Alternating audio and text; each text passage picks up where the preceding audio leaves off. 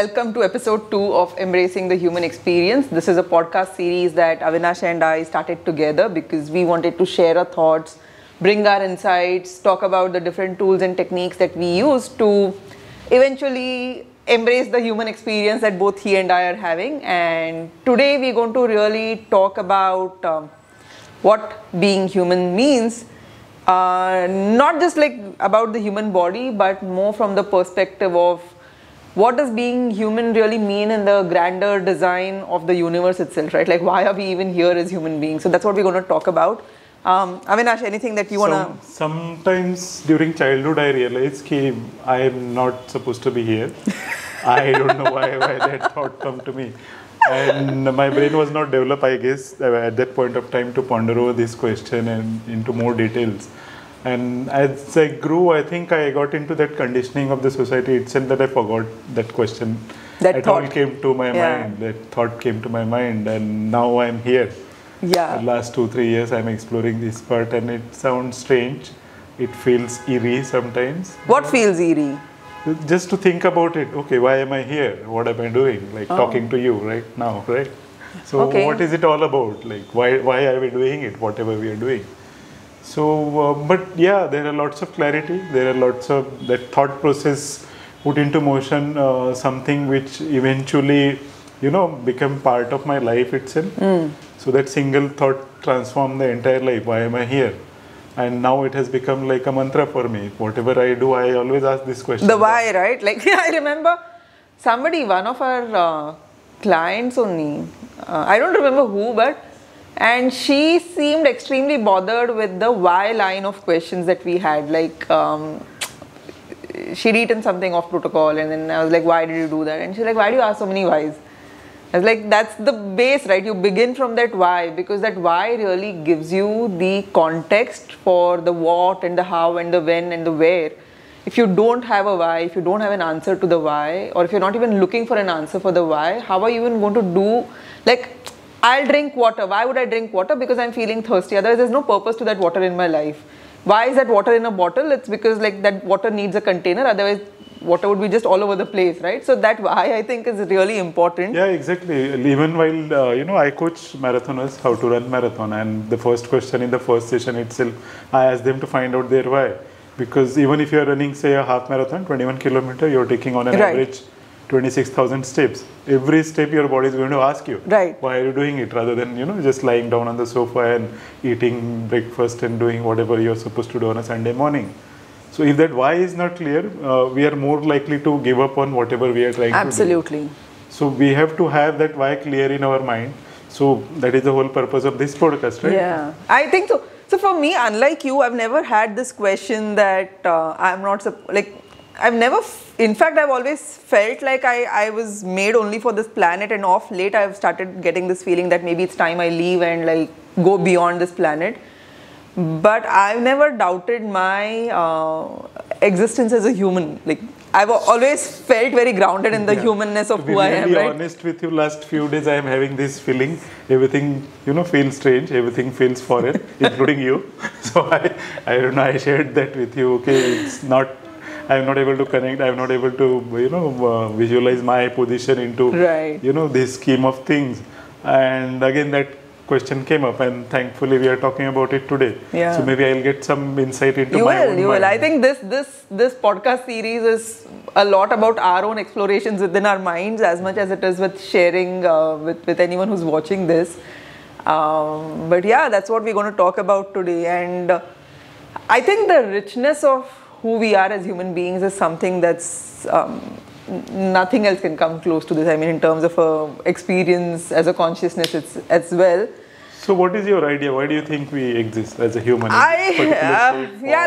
Even before why do we exist as humans, I think I would want to delve into who are we as humans, right? What is the human species all about? Do you have, because right now you're seeing all of this as pretty alien. I think your change in your role at iThrive itself has triggered that, because you were doing some things before and then now you're in a different role, and then it's like leading to this, maybe not an existential crisis yet, but it's leading to that space of like, what am I doing? What am I here for? But right now I know you're viewing humans as aliens and like why am I here with them, right? So what's your perspective on who humans are as a species and what are we here for? Like what do you think? What I think, as a human, we are into this particular body, this particular form and shape, which is the most densest form of our existence. If you look at as a being, we are made of our body or mind or emotion and soul. So this is the form which actually can communicate with other humans. Right. It can communicate with the environment. Right. It can communicate with other species in various ways, like verbal, non-verbal, touch, feel, and all those senses that we have got. Without this body, other existence, that being of a we wouldn't exist as a human, really, being or the mind being or the soul being won't exist. So that is what I think. What is your take on it? Well, I think, okay, this is where I go more from like my perspective spiritually, who we are as beings. But I really think the version of our body right now is not how we were formed initially when we were created by source or God or the universe or whatever. We were very different. We were more light beings. We were beings made of energy. Like he said, now we are like in the densest version of our form. But I think humans were created more to be guardians of this beautiful living library. You look at this planet, it's got like from the tiniest microbe to the largest, like the blue whale. It's got such diversity of different kinds of beings, right? And I think we were initially created to be guardians, not of the galaxy, but at least guardians of this living library. There's this beautiful book by Barbara, I don't know how to pronounce her last name, but I'm going to attempt it. So Barbara Marciniak, where it's called The Living Library, and she speaks of this, right? She speaks of how, and it like, it's not just because I read it in her book, it's also like my own spiritual experiences, my own deep meditative experiences, my experiences with altered consciousnesses have shown me this, that we weren't meant to just be in this dense 3D body. We really are light beings, energetic beings, and we were meant to nurture life here and, you know, like just help this planet evolve to a greater version of herself. We are extremely connected with this planet. That's why grounding is one of the most healing therapies that's there. We are connected with every being on this planet, like the plants I have in my house, to the cat that sometimes comes, and to the pigeon that annoys me in the balcony. Every single being is connected with me, and if you know how to communicate with them in the right language, in the right thought, in the right frequency, you can actually communicate with every being on this planet. So to me, originally, the original humans, like Rusty says, the OG humans were really here to kind of be protectors and guardians and, you know, the bookkeepers of this living library. I think that role has changed. I'll talk about that later in the podcast, like what interfered with our frequency. But right now, in our current form, we are here to do two things. One is really experience our humanness in totality, right? So every aspect of ourselves, the dark, the light, the shadow, the light version of ourselves, the exiles, the protectors, the self itself. We are really here to experience ourselves fully through our body, through our mind, through our emotions, and like that soul that is experiencing all of this then starts connecting with other souls who are embracing their experience in totality. And then through this connection, we start co-creating something beautiful, right? And I think that's what really being human right now means, that you first embrace yourself, whoever you are, without judgment. And then you find other people who embrace themselves. So if you put it, you know, in a simple terms, we were like soul being earlier, directly connected to our soul. Over a period of time, that original human being has transformed, where they have lost the soul for whatever reason. They haven't lost the soul. It's just that we've, like, our soul is now in like these different structures, right? So different identities, and then like you have a body, and then you have your psyche, and you have your mental frameworks, and then you have like a mental identity of who you are. You have a physical identity of how you look. And then your soul is like trying to just integrate all of that all the time. And while you're doing that, you start actually finding people who maybe have the same vision or who are on the same path as you are, or who want to do, like, it doesn't always have to be serious co-creation, right? Like I wanted to go watch Thor because I like Marvel movies a lot. Yeah, even I like. Yes, we know how much you like. Best of the part of the movie, which one I missed. Yes, thank you very much.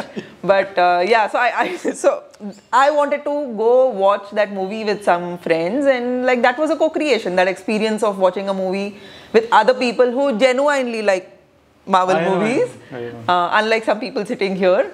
And then like 6 of us from office went together and watched the movie, and then that was a co-creation, and it started and it got over in like 3 hours, right? So it doesn't have to be like serious things like, oh, you're making a company and you have this big vision and all that. It can even be simple things like eating a meal together.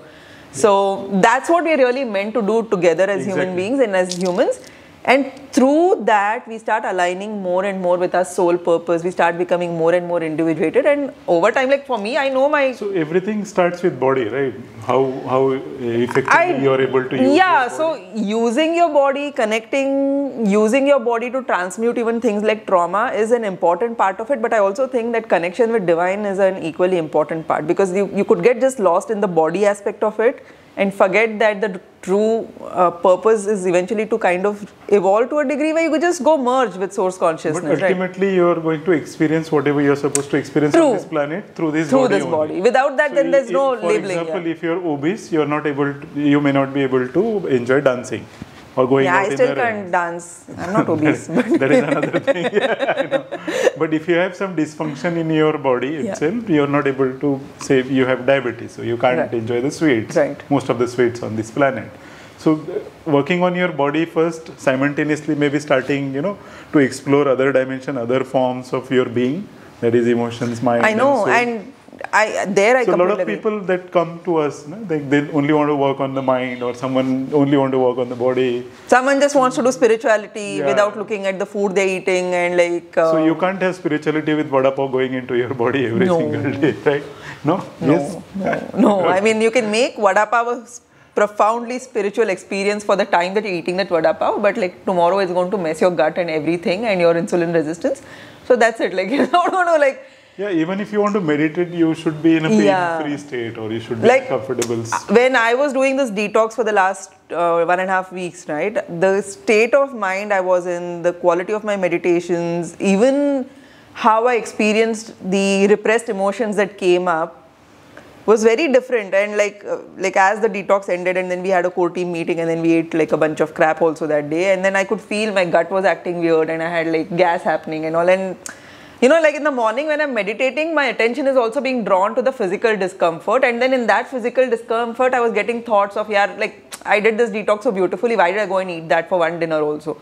So it was interrupting with the otherwise amazing experiences I was having with my meditative practices over 10 days, right? Exactly. But then I know how to get back on track. I know what I need to do. So I'll come back. But a lot of people don't understand the connection between taking care of their body, maintaining it, nurturing it, thanking it, and like, really, really being there for your body. In fact, talking to it. Like most of the people have lost that ability to talk to your because body. Because they think of the body. Body tells you what you want. Body doesn't. Yeah, sometimes the body can give you wrong signals though. Like, not always should you listen to your cravings which come from other random places like your microbiome and all that. So that kind of craving is coming from, outside influence, whether it is a microbiome or it is a society or your peer group. Yeah, or advertising all of them are itself, eating right? Pizza, and your body is telling you to eat pizza. It is not your body's It's not your body, yeah. It's not your body. You're not talking to your body. You're talking to someone else. Yeah. Or you're receiving. Or you're like going with that group energy, or you're like just getting. You want to fit into that energy. Okay, I want to be there, so I have to eat pizza. So your body telling you eat pizza. But I think humanity as a whole is currently in this. Like you were speaking, right? What are we here for? And yes, we are here to co-create and all that. But I think a large part of the being human, or who we are as humans now, also, given current times, we are really in this place of transition.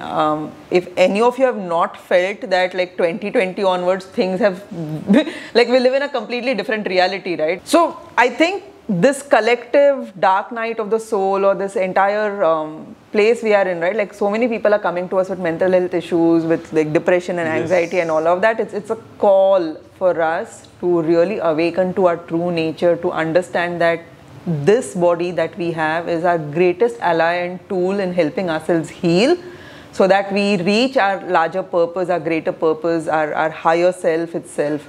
And it's an opportunity. Like there has never been a time like this ever on this planet.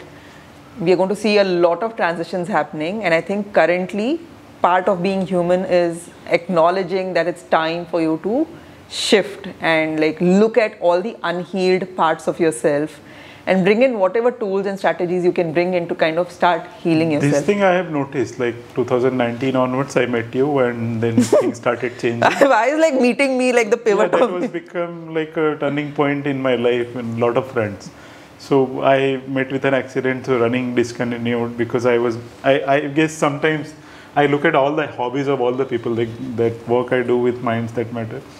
So a lot of good hobbies are also distraction. Kind. They're distracting you from something you want to explore, and you don't want to spend that energy, or you're not inclined, or you're not motivated enough to explore that particular aspect.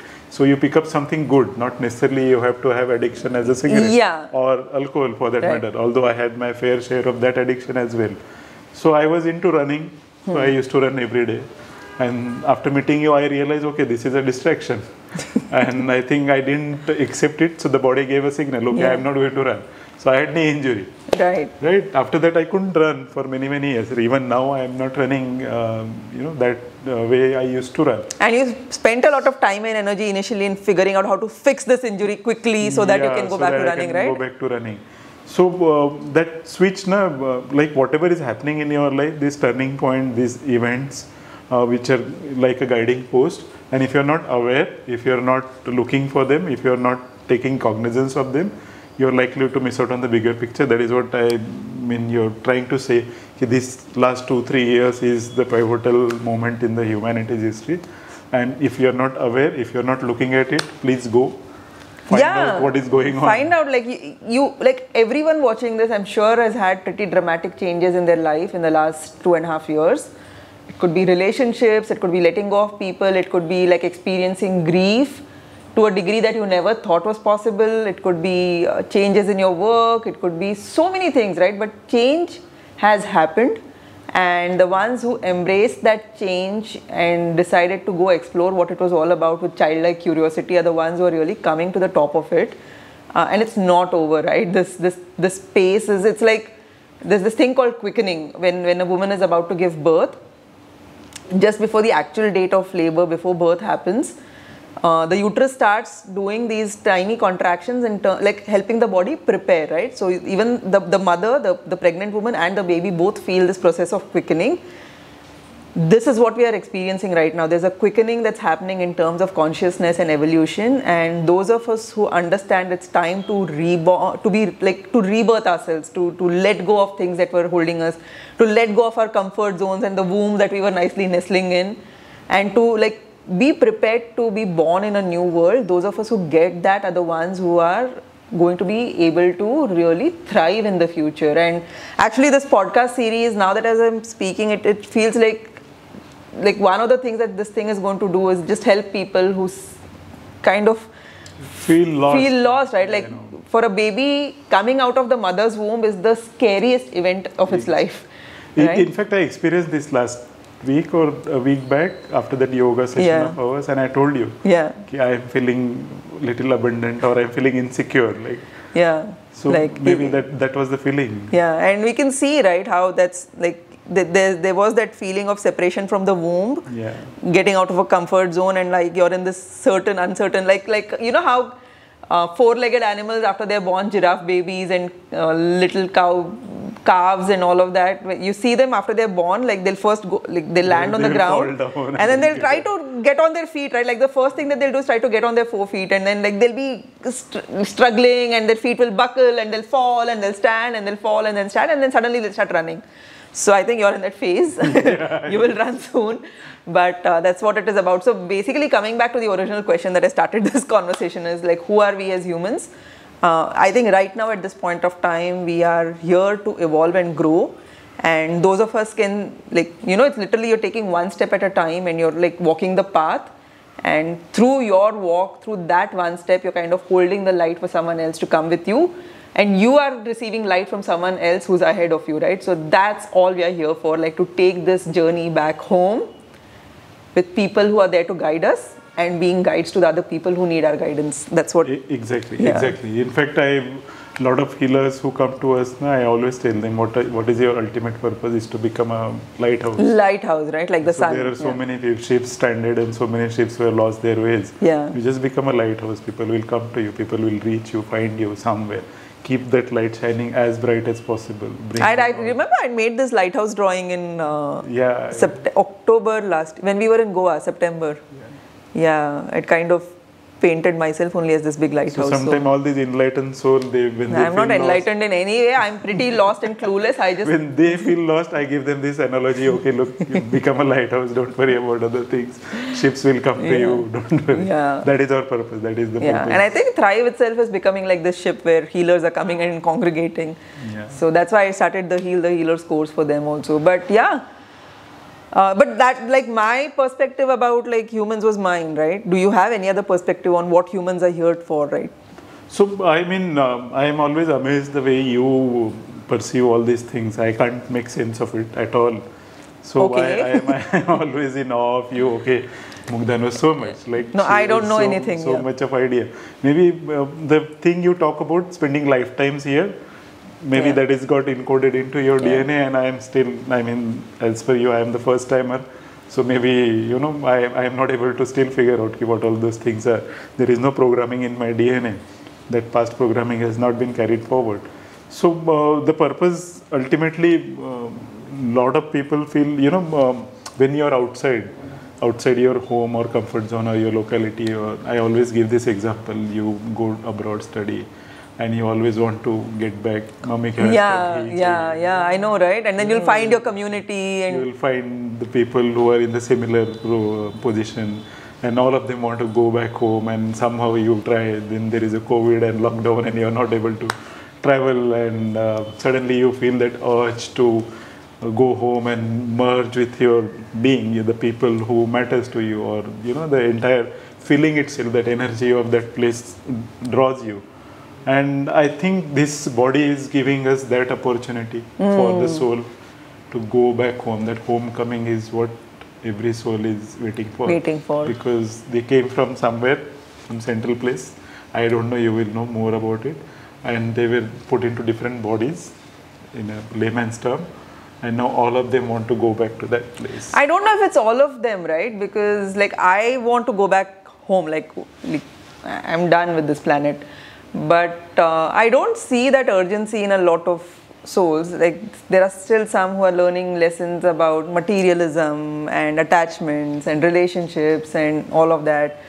For some, like literally, like they're just eggs that are cracking open and learning the basics of spirituality. Like there are people who don't believe in the existence of God or the divine itself, right? And maybe now is a time where the soul starts asking that question, like, does God even exist? And that's the beginning, right? So there are people in all kinds of places. I don't think everyone's in this place of wanting to go back home right now. The purpose why they have been put into this kind of densest form is, I guess the purpose is the same, just that people are finding, discovering it at a different point in their life.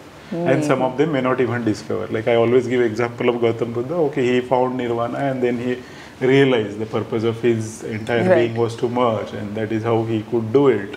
So not everyone can become a Gautam Buddha, but at least you can reach certain level of understanding and then find your way through it.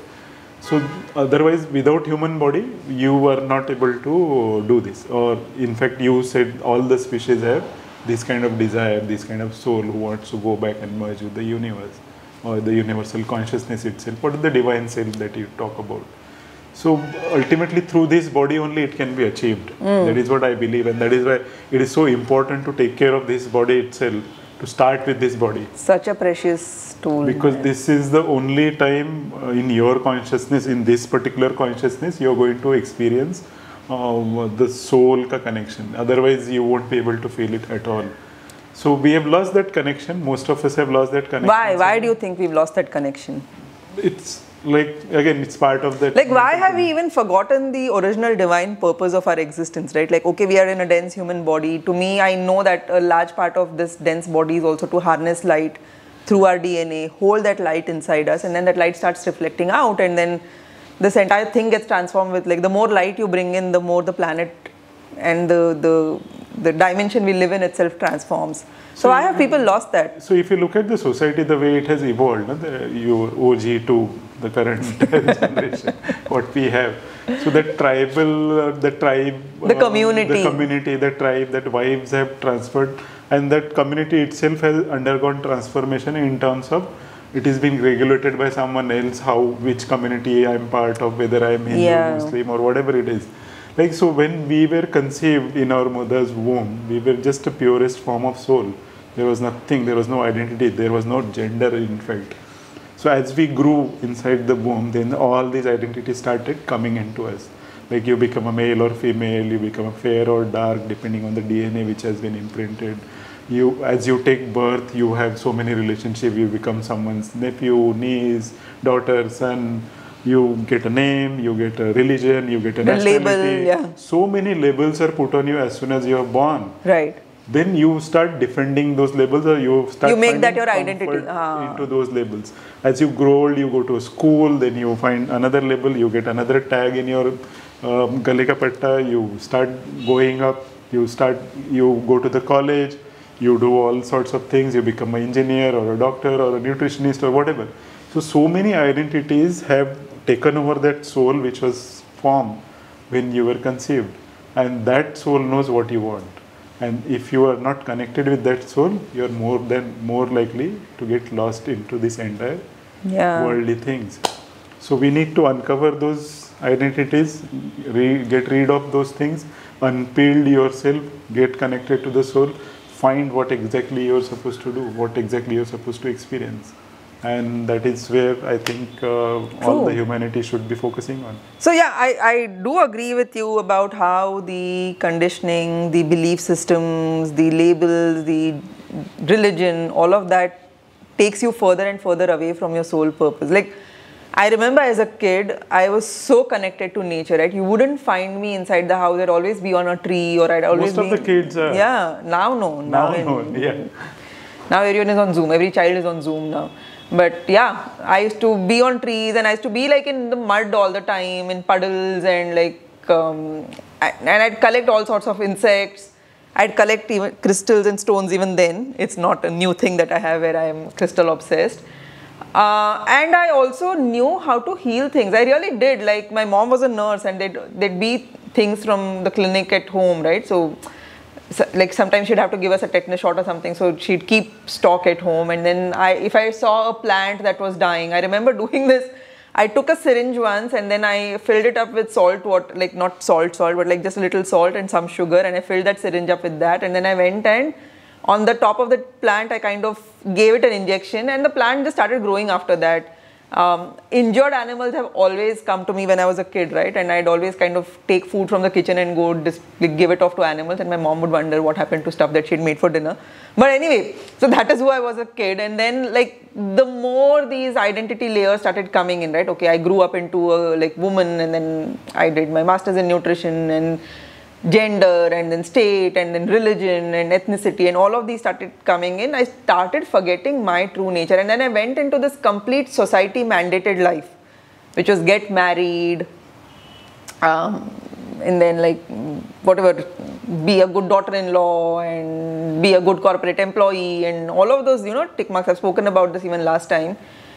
The more I did that, the more I went into like that consensus society kind of a thing, where I was living the ideal framework, right? Like, everything was correct.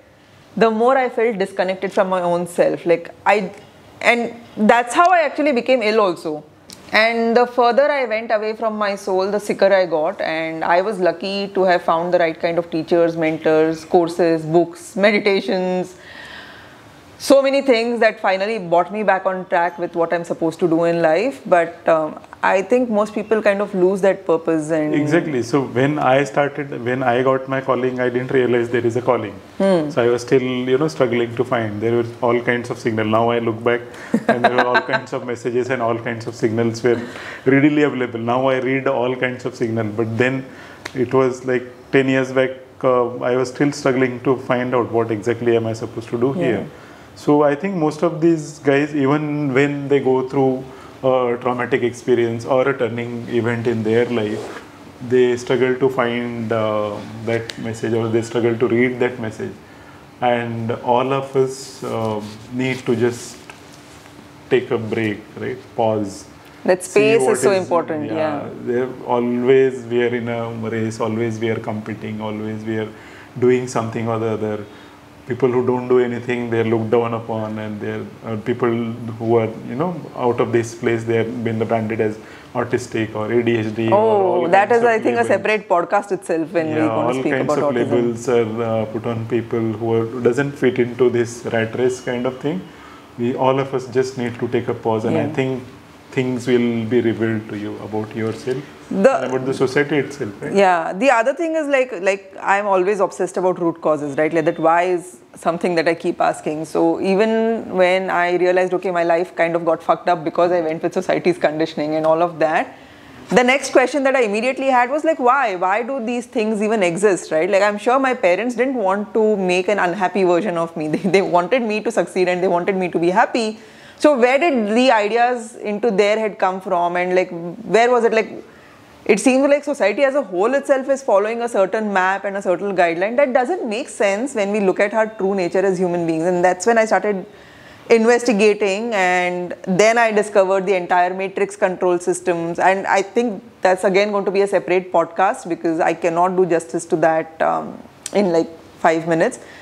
But for those of you who might be hearing the word the matrix system for the first time, don't get spooked. I will talk about this a little more in detail, but there is this entire huge interference from non-human beings, from extraterrestrial spaces. Johan talks about it a lot as well, where the life we were living here, the kind of experience we were supposed to have, has been tampered with, from our bodies being tampered with genetically to the kind of veil that is cast over everybody's eyes, to the kind of programming and mindset control and the systems and the beliefs that are entered into our minds.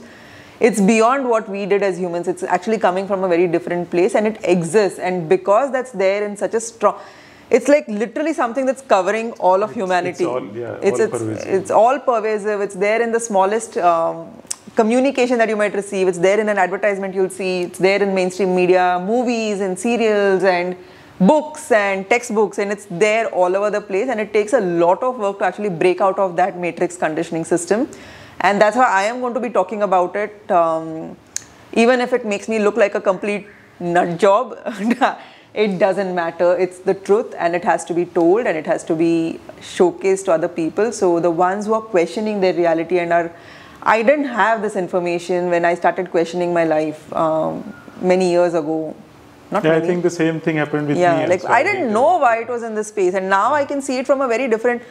Like I can still see the people from that time in my life are still part of the entire matrix programming system, right? And I now have a lot of compassion for them. And I got the answer why I was, not comfortable in that particular system, although I was doing really well. Like I used to make lots of money, and you had gold chains also, no? Yeah. that will come in every episode. My gold chain and bracelet and all kinds of designer watches and all that. So I was doing really well, and still I was not comfortable, I was not happy, I was not, fitting into the system. Now I can relate to that feeling of mine, why I was not comfortable there. Although by society standard I had everything. It was perfect, It was perfect, more than perfect. So although by society standard I had almost everything, and still I was not happy. Yeah, like the perfect life didn't feel perfect to you, right? I know. So, I think most of us, many of us would be in that position. They don't make sense, but I have everything, still I am not happy, or I have everything, still why don't I feel like getting up in the morning? Yeah.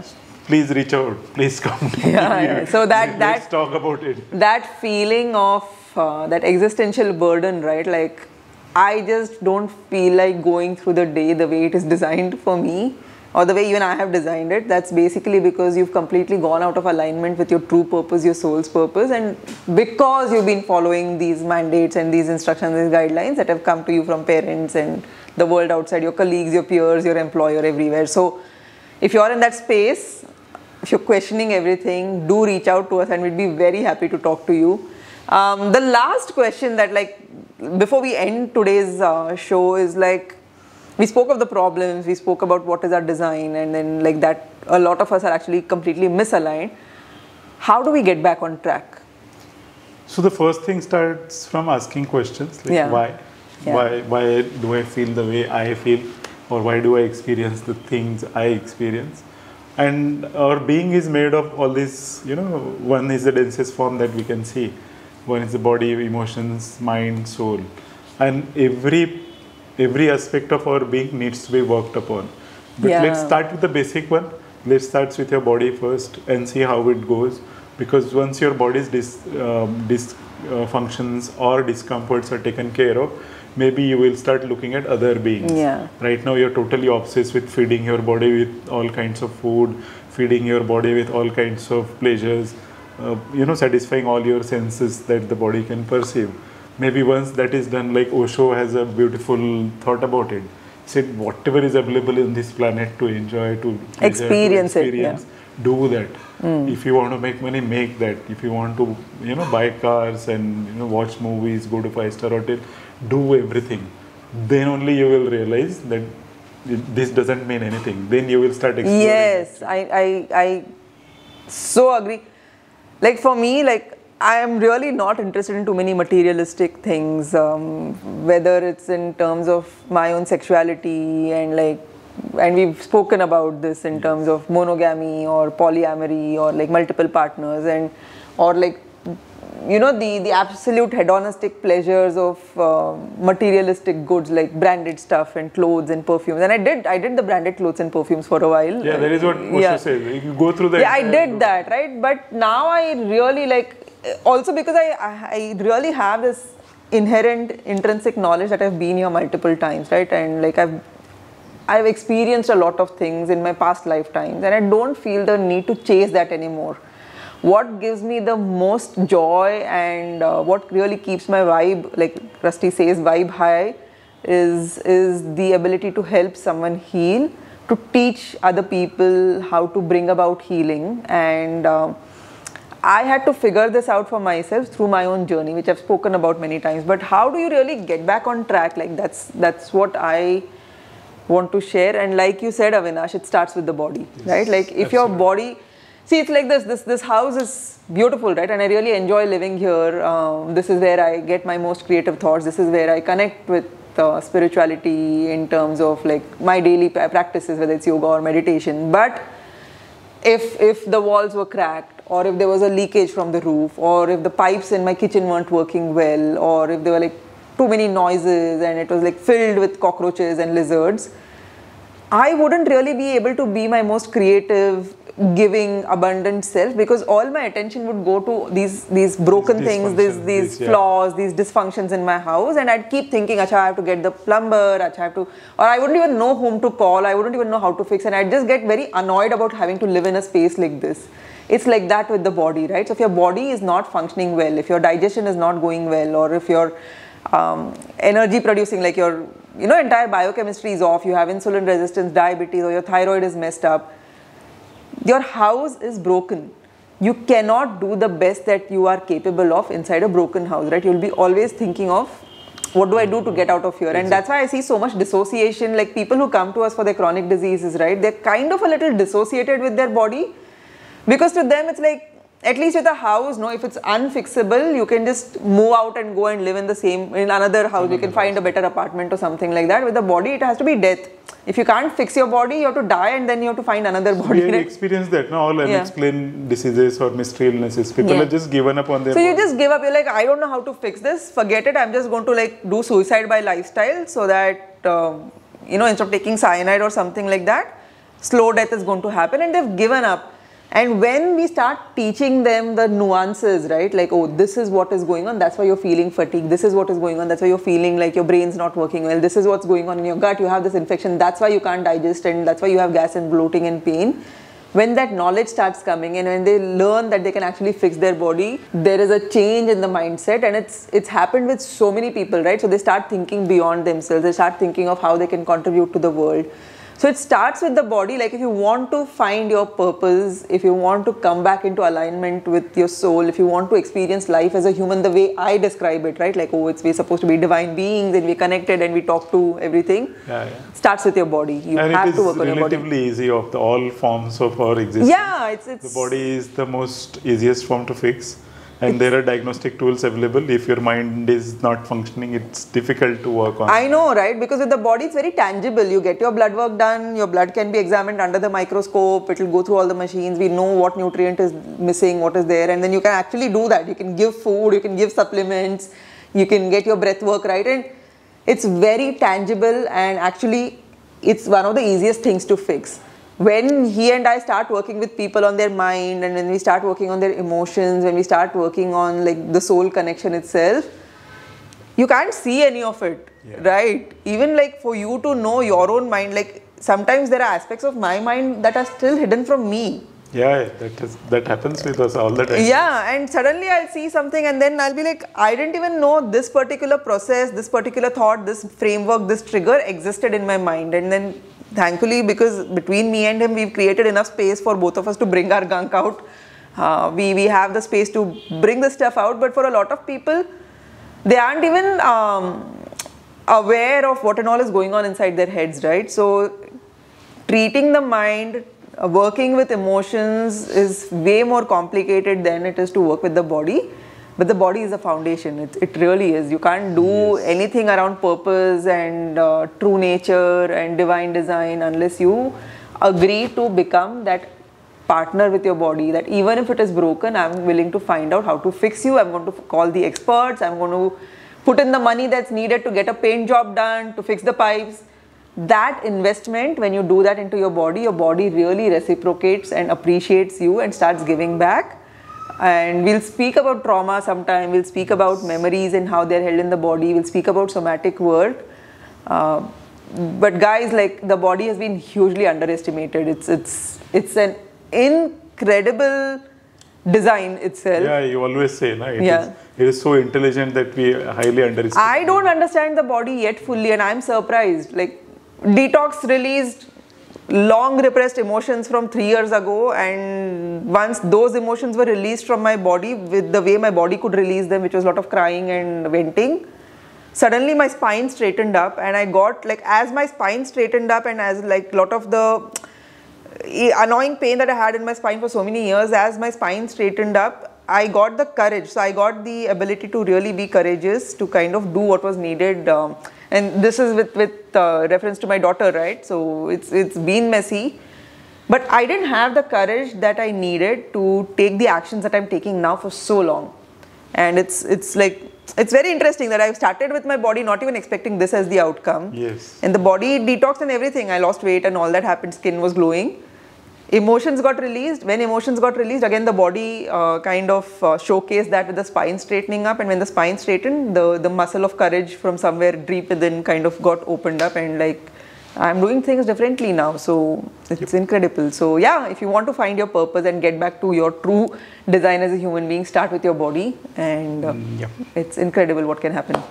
All right? Yep. Any last words, Avinash? For today, not like last words. Yeah, I mean, I always get this thought that last word has to be like sooner than what I am planning to. But yeah, I will stick with you for a while. Let's see how it goes. Thank you very much. I'm much obliged. I mean, it's not a last word, but I will be around for a while. And as you rightly said, maybe we will become a torch bearer for other people who are following, and we will follow some other torch bearer ahead of us, and together we will see this journey through, and let's see where it goes. So do reach out to us, like, share, comment. Oh yeah, we're also on, like, this is on social media, so do subscribe, like, share, comment, send in your questions, do all of that, and we will see you soon next week. Yep, sure.